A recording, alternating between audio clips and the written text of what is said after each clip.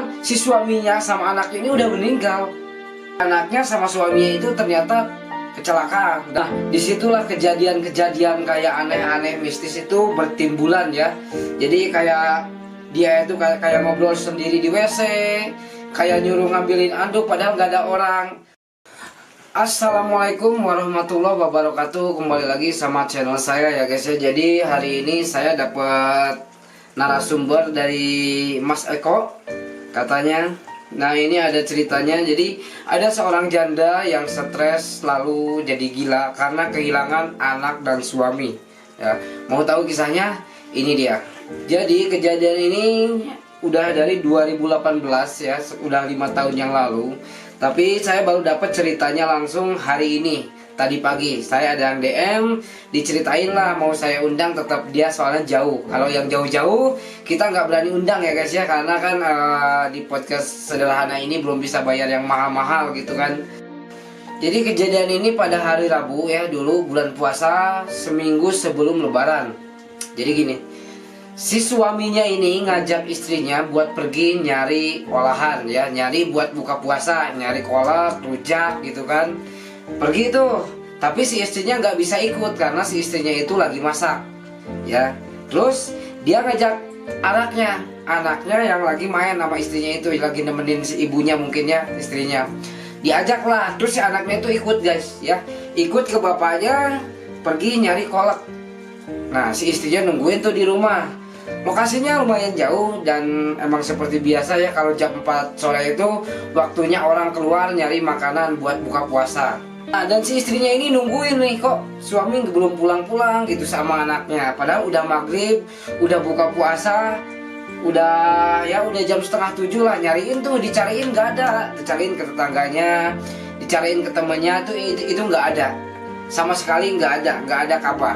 Nah, setelah jam 8 kemudian itu ada orang rombong-rombongan nganterin si suami dan anaknya ini sudah dalam keadaan meninggal ya. Jadi si istrinya ini bener-bener shock, kaget gitu loh.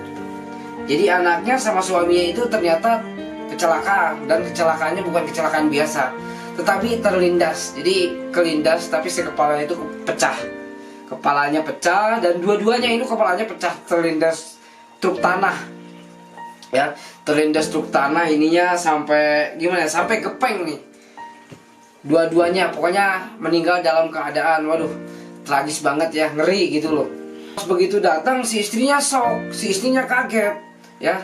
Si istrinya kaget tapi nggak percaya kalau itu suami dan anaknya gitu. Soalnya dilihat dari kepalanya itu nggak utuh. Kepala suaminya sama kepala anaknya itu nggak utuh ya, karena udah gepeng gitu. Tapi si istrinya tuh nyadar kalau yang dipakai itu baju suaminya dan baju anaknya, dan ternyata motornya juga benar. Nah, di situ istrinya langsung pingsan guys, pingsan, ngejerit pokoknya, langsung stres itu istrinya itu langsung ngejerit gitu. Nah, dan nangisnya ini si istrinya bukan main, waduh, nangis ceritanya sampai kayak anak kecil kose-koseannya, mungkin karena tersiksa, karena gimana ya, karena sedih gitu loh, karena belum percaya kalau suami dan anaknya itu meninggal. Padahal itu menjelang Lebaran, 1 minggu lagi Lebaran. Nah, keesokan harinya si istrinya langsunglah dimakamin gitu ya, makam anaknya sama makam suaminya sama warga semua. Dan setelah selesai pengajian, si istrinya itu nggak mau pulang. Si istrinya ini tetap berada di tengah-tengah makam istri sama anaknya. Dia peluk dua-duanya gini nih, dia meluk makamnya gini. Dia masih belum percaya, dia masih bener-bener aduh, kayak stres gitu, kayak kehilangan segala-galanya. Dia nggak mau pulang, dibujuk pun dia suruh pulang nggak mau. Hari udah sore gitu kan dimakamin pagi. Dari jam 10 dia berada di makam itu sesudah ngaji itu kan orang udah pada pulang tuh ya. Dia masih tetap di situ sampai sore. Dia mau dibujuk pulang itu karena ya diobatin sama ustadz setempat ya, disuruh pulang, diusap kepalanya biar sadar lah gitu, biar apa tuh ya, biar nggak terlalu sedih gitu loh, diusap. Nah, dibujuk. Nah, si ibu ini barulah pulang ya, pulang ke rumah, dan itu langsung sakit, ngedrop, bahkan itu panas badannya juga guys. sakit itu bukan main itu sakitnya, nggak mau makan, nggak mau ini, tiap hari nangis selama 3 minggu, 1 bulan lah. Selama 1 bulan itu katanya dia nangis, nggak bisa makan, wah badannya udah kurus banget. Badannya itu karena dia nggak mau makan, nggak mau berobat, pokoknya dia nggak mau inilah, stres pokoknya guys. Setelah 1 bulan berlalu, si istrinya itu udah bisa senyum, terus mau makan ya, terus udah bisa ya, udah mau diajak berobat lah. Nah setelah pulang berobat, dia datang ke rumah, dia ketawa, dia senyum-senyum bahagia. Pokoknya seperti kita nemu harta gitu, gimana sih, senyum gitu loh, alhamdulillah, alhamdulillah katanya. Terus apa yang terjadi, ditanyalah sama si ibunya ini, kenapa kok bisa senyum-senyum? Itu katanya anak sama suaminya nungguin di rumah. Begitu. Padahal si suaminya sama anaknya ini udah meninggal. Tapi pas begitu datang ke rumah asalnya dia, ke rumah yang biasa nginep di situ sama suami anaknya gitu, ngumpul di situ. Pas buka pintu, itu katanya udah ada suami sama anaknya lagi tidur. Nah, terus si ibu mertuanya ini kaget dong gitu, karena ngelihat katanya ada lagi tidur, padahal nggak ada siapa-siapa.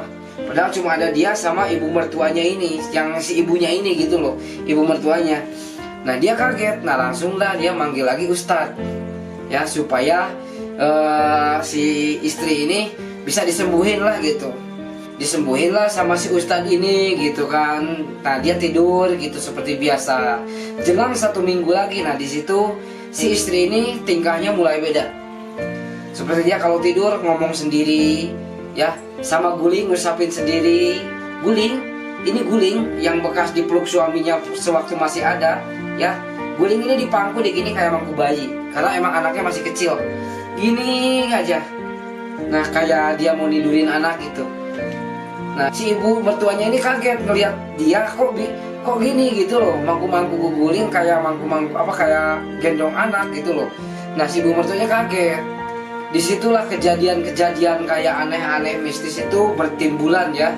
Jadi kayak dia itu kayak ngobrol sendiri di WC, kayak nyuruh ngambilin anduk padahal gak ada orang, ngambilin anduk sini, manggil-manggil nama suaminya, manggil nama-nama anaknya. Kalau mau makan, dia kalau mau makan nih manggil anaknya, ayo sini disuapin, padahal gak ada siapa-siapa, cuma ada ibu mertuanya yang urus dia, disuapin. Setelah ditanya, ditelusuri, ditanya baik-baik sama si ibunya, dia nyambung tuh ngobrolnya. Katanya suami dan anaknya masih ada, masih ya kalau tidur suka bareng nih, katanya ada di sini nih lagi gendong anak.